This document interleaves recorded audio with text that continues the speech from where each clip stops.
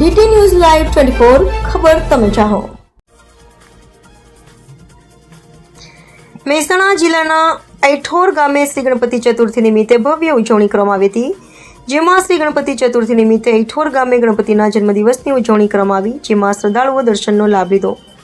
જેમાં ગણપતિના મંદિરમાં ભક્તોએ ભજનમાં ધૂન બોલાવી અને ભક્તોએ ઓમ ગણપતિ નમો નમઃ, સિદ્ધિ વિનાયક નમો નમઃ, અષ્ટવિનાયક નમો નમઃ, ગણપતિ બાપા મોર્યા જેવા ભક્તોએ ધૂન બોલાવી અને ગણપતિના મંદિરમાં ભક્તોએ પ્રસાદી લઈને ચા પાણીની વ્યવસ્થા પણ કરવામાં આવી, જેમાં પોલીસ સ્ટાફ ખડે પગે હાજર રહ્યા।